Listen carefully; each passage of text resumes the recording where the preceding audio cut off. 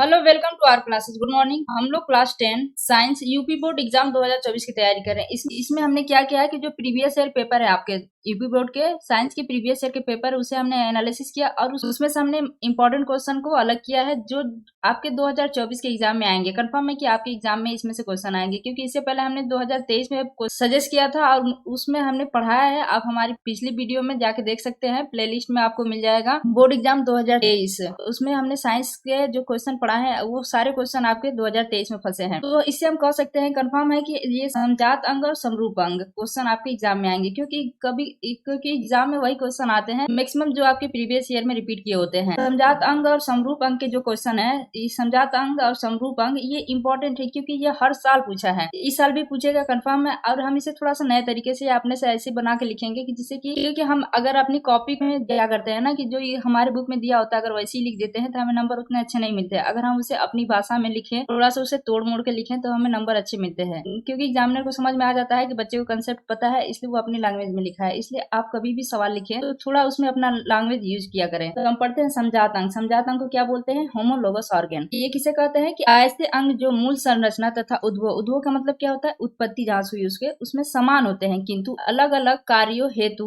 अनुकूल होने के कारण असमान दिखाई देते हैं। कैसे दिखाई देते हैं? देखिए, असमान दिखाई देते हैं तथा इनका विकास जो होता है वो भ्रूण के समान भागों से होता है, समजात अंग कहलाते हैं। इनकी यह समानता समजातता कहलाती है। इसका मतलब क्या है? होमोलॉजी कहलाते हैं। उदाहरण से हम समझ लेते हैं कि सील के फ्लीवर का मतलब कि अगला टांग जो है वो तैरने के लिए होता है, पक्षी तथा चमगादड़ के पंख जो है उड़ने के लिए, घोड़े की अगली टांगे जो है वो दौड़ने के लिए, और मनुष्य का हाथ जो है वो वस्तु को पकड़ने के लिए या किसी को मारने पीटने के लिए भी आप कह सकते हैं। पकड़ने के लिए क्या होता है? ये अनुकूलित होते हैं। इनके कार्यों में अंतर होते हुए भी इनकी मूल संरचना तथा उत्पत्ति में समानता होती है, क्योंकि इनके कार्य तो अलग अलग हैं।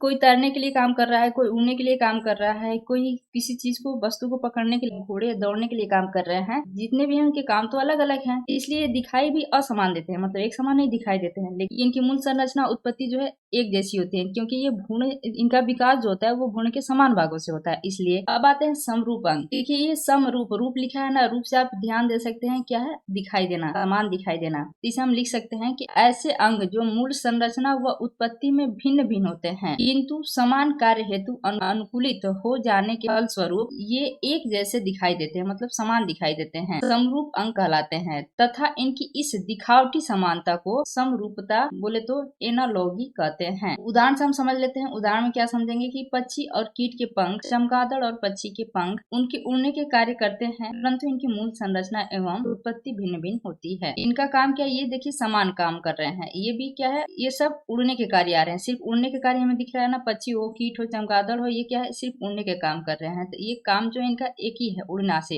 इनकी मूल संरचना उत्पत्ति तो भिन्न होती है, लेकिन इनके कार्य क्या होते हैं? वो समान होते हैं। इसलिए क्या होते हैं? ये समान, इसलिए ये समान दिखाई देते हैं। Thank you for watching. Please like and subscribe my channel.